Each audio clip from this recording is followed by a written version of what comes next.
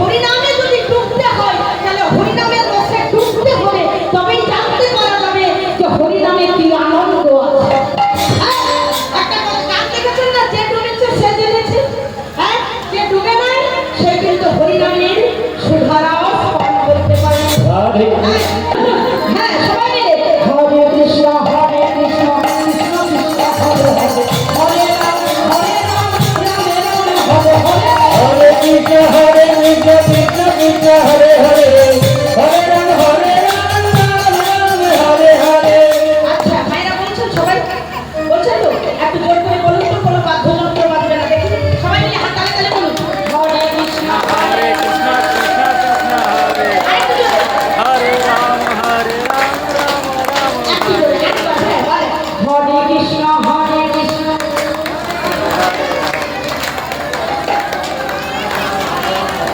কৃষ্ণ হরে কৃষ্ণ কৃষ্ণ কৃষ্ণ হরে হরে হরে রাম हरे कृष्ण कृष्ण कृष्ण हरे हरे हरे राम राम हरे हरे हरे कृष्ण कृष्ण हरे हरे हरे हरे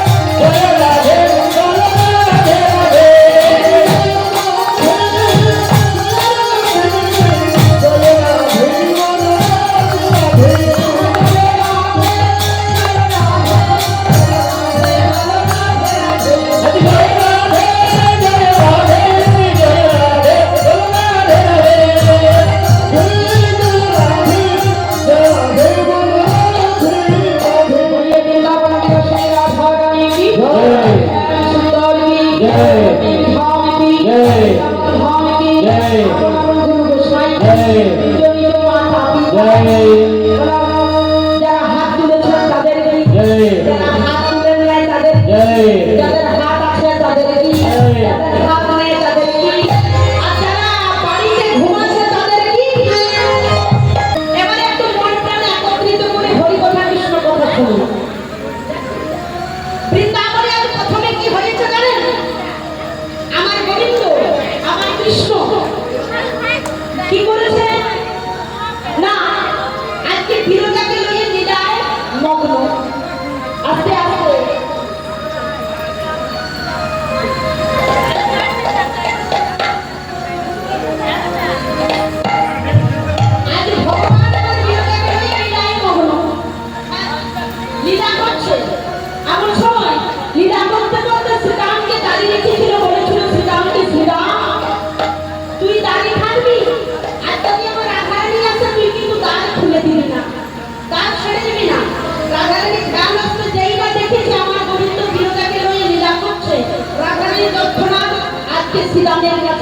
দাঁড়িয়েছে।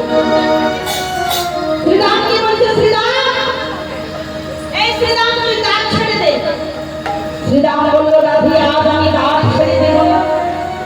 আজ হলাম ভগবানের দাস, আর দাসত্ব পালন করাই হলো আমার কর্তব্য। তাই আমি দাঁত ছাড়বো না, তুই দাঁত ছাড়বি না। যেই না শ্রীরাম দাঁত ছাড়লেন না, রাধারানী অভিশাপ করলেন শ্রীরামকে। শোন শ্রীরাম, আমি তোকে অভিশাপ করলাম, তুই তো দাঁত ছাড়বি না, তবে কি অভিশাপ করলাম জানিস? তুই জন্ম নিবি কোথায়?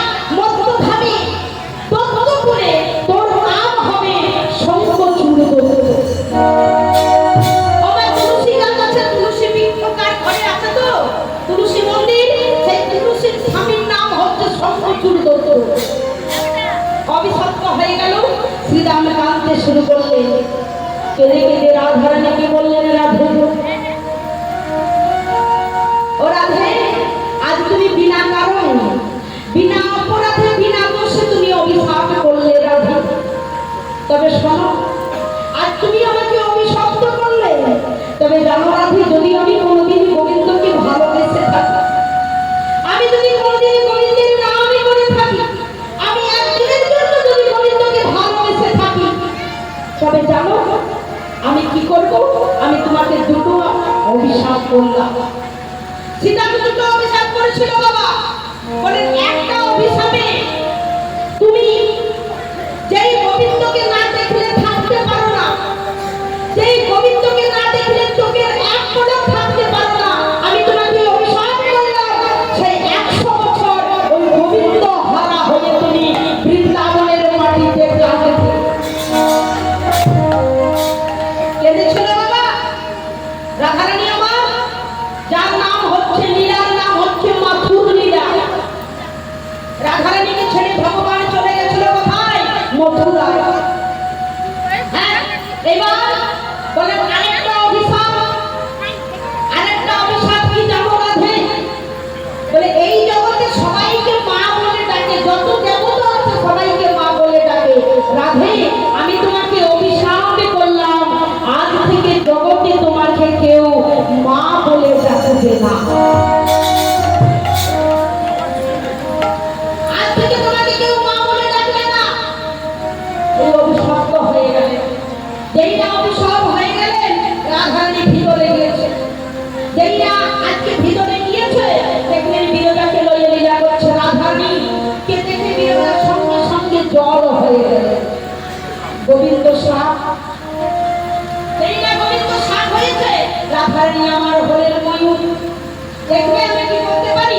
ওই ময়ূর হয়ে ওই গোবিন্দ সাপটিকে 3 জায়গায় সবার মেরেছিল বাবা, 3 জায়গায়। আরে করে শুনবে, কীর্তনে এই যে বলেছে না, সমুদ্রের জলকে যদি বাবা 1 বালতি 2 বালতি তুলে শেষ হবে? হবে না। তেমনি কীর্তন হলো অগাধ সমুদ্রের জল, যত শুনবেন ততই বাড়বে। কীর্তন কোনদিন শেষ হওয়ার জিনিস নয়। আর আমরা অল্প দিনেই বিশাল ভাবি, আমরা দিনের সময় মুখস্থ করে ভাবি আমরা অনেক কিছু করি। অল্প হয়ে ওই ময়ূর হয়ে 3 জায়গায় সবার মেরেছিলেন। তার জন্য দেখবেন গোবিন্দের ফটো দেখবেন কৃষ্ণের 3 জায়গায় বাঁকা। ত্রিভঙ্গ মুরারি, যার নাম হলো ত্রিভঙ্গ মুরারি, 3 জায়গায় বাঁকা কৃষ্ণ। তো ফটোতে আছে বাবা, 3 জায়গায় বাঁকা। ওই ময়ূর হয়ে সবার মেরেছিল। এই বলে আজকে নিজের নিজের মূর্তিকে ধারণ করলেন সবাই। যেই না নিজের মূর্তিকে সবাই ধারণ করেছে, এমন সময় বিরজা রাধারানী 2টি চরণ ধরে পড়েছে। এই না 2টি চরণ ধরে পড়েছে, রাধে গো, আমি তোমার গোবিন্দকে নিয়ে আজ আমি একটু লীলাই মগ্ন ছিলাম। তবে জানো রাধে, তোমার মতো বৃন্দাবনে কেউ রাধারানীর মতো কেউ গোবিন্দকে ভালোবাসতে পারবে না।